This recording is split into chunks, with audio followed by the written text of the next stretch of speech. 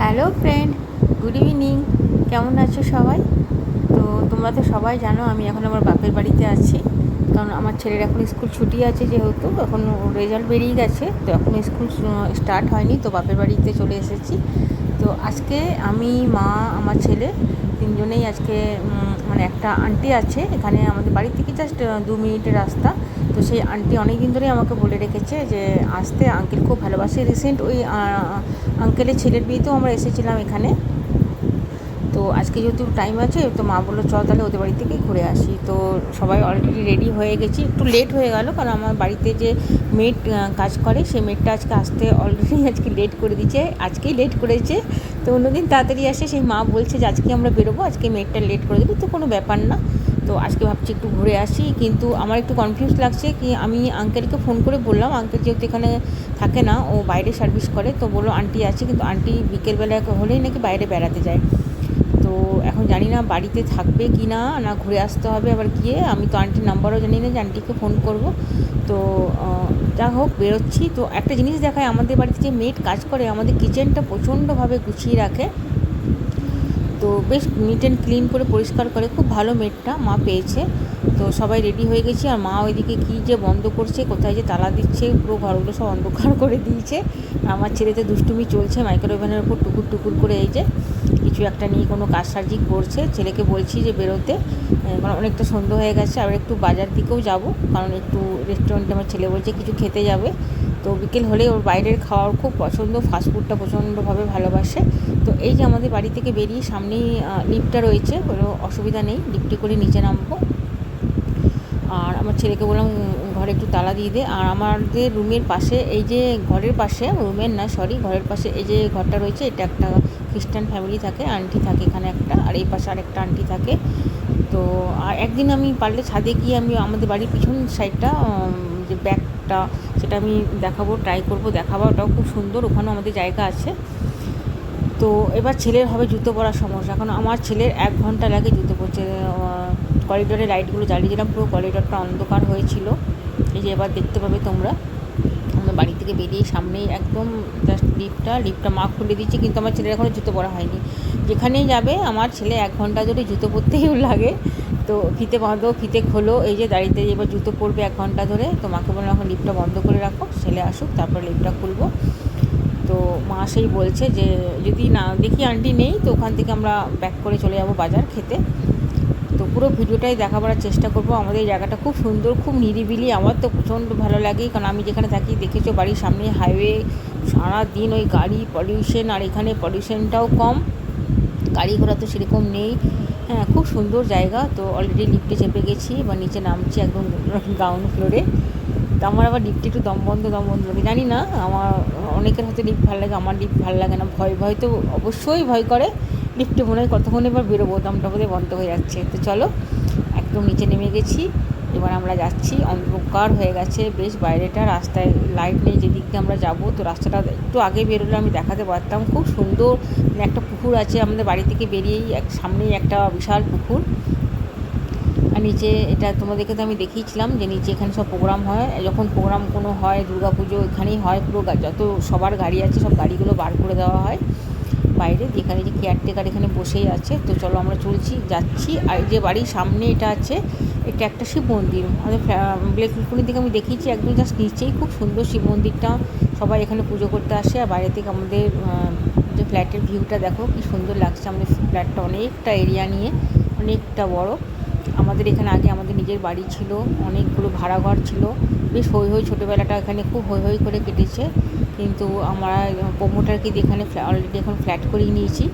আগেকার পরিবেশটাই আলাদা ছিল, প্রচুর গাছগাছরা ছিল, বড় বড় কুলের গাছ, নারকেল গাছ সব কাটা পড়ে গেছে, সেই জিনিসটাই আর নেই। ফ্ল্যাট মানে তো সবাই তোমরা জানো, নিজের সব ফ্ল্যাটে থাকে। আর এখানে এই যে আমাদের বাড়ির সামনে আমি দেখাতে পাচ্ছি না যেহেতু অন্ধকার হয়ে গেছে, বাঁ দিকে একটা বিশাল রেলের পুকুর আছে, আর ডান দিকে এখানে একটা খাটাল, যে খাটালে এখন যেহেতু সন্ধে হয়ে গেছে গরুগুলোকে সব ভিতরে ঢোকাচ্ছে। তো রাস্তাটা অন্ধকার, এখানে লাইট নেই পুকুরের জন্য। আর পুকুর পাড়ে বড় বড় অর্জুন গাছ, আমরা যখন ছোটো ছিলাম এই অর্জুন গাছে ছোটো অনেক টিয়া পাখি বাচ্চা দিত, আর সব ছেলেরা পারতো। তো টিয়া পাখিগুলো আমরা অলরেডি এখান থেকে নিতাম।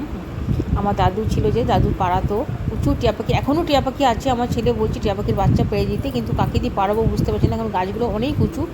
তো দেখি যদি কাউকে পারি। অনেক দিন ধরে আমার ছেলের খুব শখ যে টিয়া পাখি নেবে। আর এখানে আমাদের বাড়ির সামনে একটা সিংহ বাড়ি আছে, সে আমার ছেলে বলছে যে এখানেও একটা সিংহ বাড়ি আছে, যে গেটের উপরে একটা সিংহ করা আছে। তো আমি যেখানে থাকি সেখানেও আমার বাড়ি থেকে জাস্ট একটু দূরে একটা সিংহ বাড়ি আছে। তো রাস্তাটা এতটাই অন্ধকার, আমি কিছুই দেখাতে পারছি না। আমি অলরেডি মোবাইলে যে টর্চটা সেটা জ্বেলেই যাচ্ছি, রাস্তাটা বিশাল অন্ধকার। তো চলো, এদেরও ফ্ল্যাট, যে আন্টির বাড়িতে এসেছি সেই আন্টির বাড়িতেও ফ্ল্যাট। তো ফ্ল্যাটের নিচে ঢুকে গেছি, প্রথম এসেছি, বুঝতে পারছি না কোন দিকে লিফট কোন দিকে কী। কেয়ারটেকারকেও দেখছি না, কেয়ারটেকার তো নিচে থাকা দরকার। তো সামনেই ওই যে একটা লিফট দেখতে পাচ্ছি। এদের নিচটা আবার একটু ছোটো, আমাদের যেমন ফ্ল্যাটের নিচটা অনেকটা বড়। পাশেই জেনারেটর রাখা রয়েছে এখানে। তো কেয়ারটেকার তো হদিস নেই, জানি না। এই যে সামনেই লিফট রয়েছে, তো এই যে কেয়ারটেকার এসেছে। আমি জানি যে আঙ্কেলরা সেকেন্ড ফ্লোরে থাকে। তো এই পাশেও দেখছি আছে, অন্ধকারে যাবো না ওই দিকটা। তো চলো, লিফটটা অলরেডি টিপে দিয়েছে কেয়ারটেকার। তো সেকেন্ড ফ্লোরে গিয়ে দেখি আন্টি আছে কি না, বুঝতে পারছি না। যদি না থাকে তাহলে ঘুরে আসতে হবে। তো এই যে লিফটটা খুব ছোটো। এদের লিফটের একটা জিনিস খুব ভালো লাগলো, যে লিফটের মাথার উপরে বেশ ফ্যানটা রয়েছে। আর হোলি খেলা হয়েছে, লিফটটা দেখেই মনে হচ্ছে সব বোধহয় লিফটের ভিতরেই হোলি খেলেছে। তো চলো, সেকেন্ড ফ্লোরে ওর ওঠা যাক। আর সব থেকে টেনশনের ব্যাপার যে দেখো উপরে ফ্যান চলছে, টেনশনের ব্যাপার হচ্ছে যে আন্টি আছে কি না। আন্টি না থাকলে আবার ব্যাক করে যেতে হবে, কিন্তু আন্টির নাম্বার নেই, যেহেতু আমি আন্টিকে কল করে বলতে পারিনি যে আমরা আসছি। তো সেকেন্ড ফ্লোরে চলে এসেছি। মা একটু ভয় ভয় পাচ্ছে, যেহেতু এটা অন্য কারো মানে ফ্ল্যাটে এসেছি, অন্য কারো লিফট, তো ভয় পাচ্ছি। তো এই যে চলে এসেছি, এটা হচ্ছে আঙ্কেলের বাড়ি। এখানে আকাশ কুমার লেখা আছে। আকাশ কুমার মেবি আঙ্কেলের ছেলের নাম, আমার যতদূর মনে হয়। তো কলিং বেল বাজাচ্ছি না, কোনো রেসপন্স নেই। অনেকবার কলিং বেল বাজানো হলো, মনে হচ্ছে আমার নেই। তো চলো আমরা ফিরে যাই, দাঁড়িয়ে থেকে লাভ নেই। না, ফিরতে হলো না, কারণ আঙ্কেলের ছেলে অলরেডি চলে এসছে। তো বললো যে আন্টি নেই। আন্টি, আমাদের এখানে একটা বড় শিব মন্দির আছে, মানে একটু দূরে।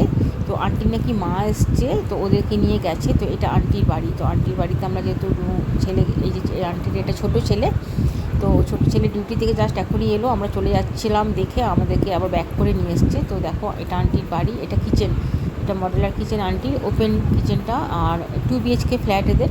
ফ্ল্যাটটা বেশ সুন্দর, ছোট্টোর মধ্যে আমার খুব পছন্দ হয়েছে। কিচেনটা বেশ বড়, কিচেন একটু বড় না হলে ভালোও লাগে না।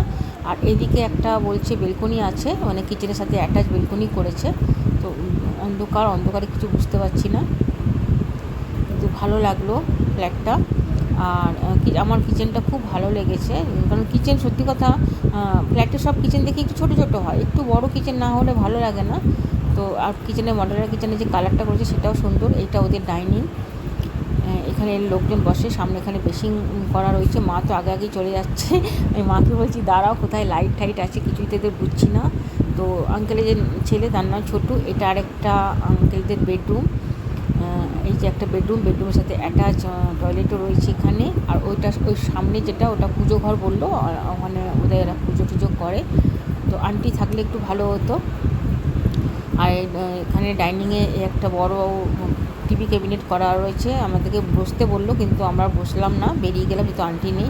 চলো আমরা এবার রেস্টুরেন্টে যাবো, একটু স্ন্যাক্স কিছু খেতে যাব। আমার ছেলের আবার সন্ধে হলেই খুব খাওয়ার ইচ্ছা। তো বাড়ি থেকে বেরিয়ে আমরা টোটো করে নিয়েছি, কারণ অনেকটা দূর, হাঁটা সম্ভব না। আর মায়েরও পায়ে বেশ ব্যথা, টোটো করে যাচ্ছি। আর এই পাশটা রাস্তাটা এতটাই খারাপ, মনে হচ্ছে যেন যত ভিতরে লাঞ্চে করেছি সব বেরিয়ে চলে আসবে। তো চলো, অলরেডি চলে এসেছি একদম। এই জায়গাটা খুব জাঁকজমক। আর এই রেস্টুরেন্টটা নতুন হয়েছে, মানে আগে ছিল যেটা, সেটাকে মানে পুরো প্রোগ্রেস করে অন্য, আমি যা শুনলাম অন্য লোক নিয়ে আর একটু বেশ বড় সড়ো করে রেস্টুরেন্টটা করা হয়েছে। হ্যাঁ, এটা সুরভি। তো চলো এখানে যাই, আবার দেখি কি খাওয়া যায়।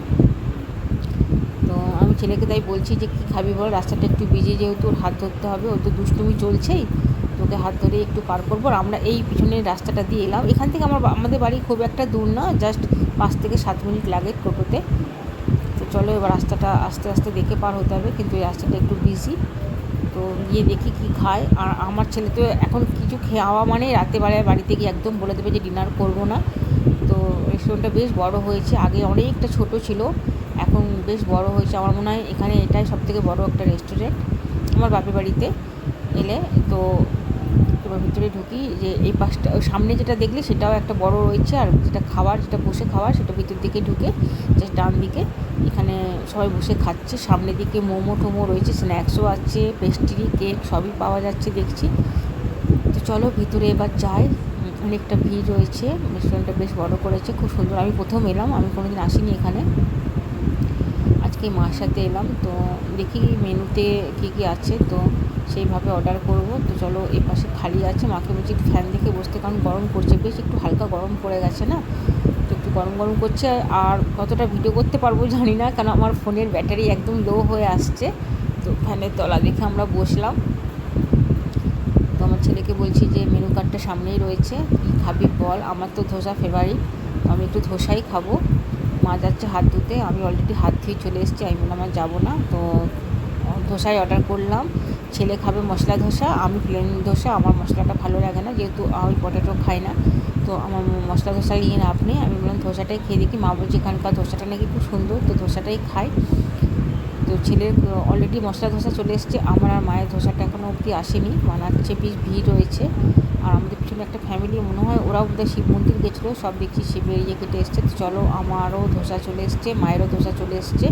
তো এবার খাওয়া স্টার্ট করি। আর খেয়ে দেখি আমার ব্যাটারি পুরো, মানে ফোনের ব্যাটারি এতটাই লো হয়ে গেছে, ঠিক মতন আমি ভিডিওটাও করতে পারছি না। তো না, ধোসাটা খেয়ে দেখলাম, খুবই সুন্দর, ধোসাটা বেশ ভালো। ভিডিওটা ভালো লাগলে প্লিজ প্লিজ লাইক আর শেয়ার অবশ্যই করো। Ta-ta, bye by.